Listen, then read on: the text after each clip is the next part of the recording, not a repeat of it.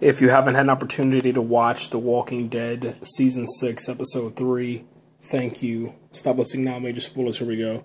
What you're looking at right now is an aerial view of the location of Glenn's body. Now, Glenn and Nicholas started off on top of this dumpster that's right here, okay? Down this alleyway, you had a fence line here, a building here, and all of these black dots are the representation of where the walkers are. Now, there was a herd that trapped them inside of this area, so all of the walkers at this point are actually heading this way, okay? So that's where all the traffic is coming from. And then you have walkers here that are heading that way. There are no walkers on the fence line. There's a door here. There's also some stairs that are located about here.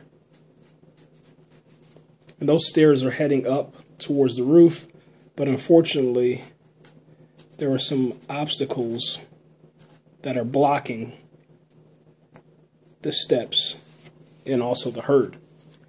Now, they start shooting off their weapons, Nicholas and Glenn, and then Glenn and Nicholas, they decide to hop up here, okay? Now, once they hop up here, Nicholas starts to hallucinate and panic. I think it was a full-out panic attack. And then he decides to pull the trigger, and he blows off his own brains. His brain juice, you know, the blood, splatters all over Glenn. And then they fall down. Now, if we're looking at the angle that they fell down at,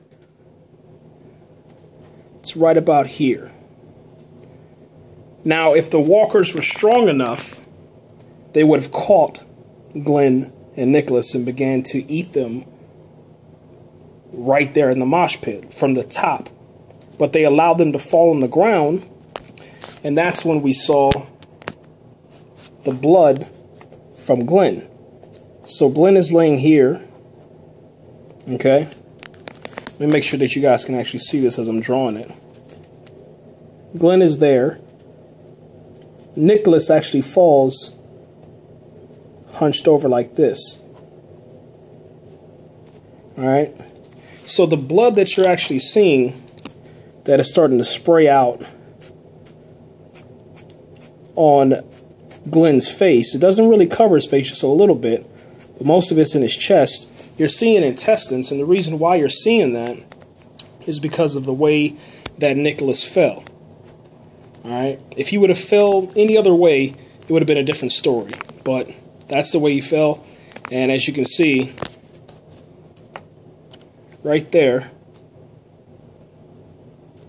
right about there, that's where the intestines will be spraying out into Glenn's face. Now, as they start to bleed out, well, I guess you could say Nicholas at this point, everything begins to increase. So what happens is all of the walkers start to do this motion. Okay, and what happens is they all start to come and they start to feed. Now I'm going to zoom this in as I'm showing you this. There's no escape for Glenn. Okay? There's no escape because what happens is the space between where the walkers are at begins to slowly disappear. And the only thing that's left is blood. Now check this out. The final take that we see, which is very strange because this is how they fell. As you can see, they started out, make sure you guys can see, they started out here. He shot himself, they fall down. But the last shot that we see is an aerial shot of Glenn's face, which is right about here. It looks like it's almost pushed underneath the dumpster, but his body is probably right about here. Okay, and it couldn't have been Nicholas's face because it just looked just like Glenn, except his face was covered in blood. Okay, his face was covered in blood. There's no getting around it. And that's what we have, man. Now, ladies and gentlemen, I know what you're thinking. A lot of people have been saying it. They said that whenever Nicholas was bitten and the blood that poured over Glenn's body would cover him, and the herd would not smell, would not detect Glenn, and then he can hide underneath here. You know, kind of like in this area right here. Because there's enough space. But what you're not taking into account is that some walkers are smart, some are stupid, but they can grab underneath there. They can rip your legs. You know, they're very strong. So if we're looking at their arm length, you see this? When they're reaching their arms in there, whatever they grab, they're going to grab it, and they're going to pull, and they're going to try to rip off your arm. So the only area he can actually hide is right about in here, but his legs will be torn up. His legs will be done because of the reach of where the walkers are at, man. There's just no way out of it. Glenn is dead, man. There's no way out of it. I know that a lot of people are saying, you know, the comic book and this, that. That's one of the things that they talked about. Kirkman is that, you know, the show versus the book is so vastly different.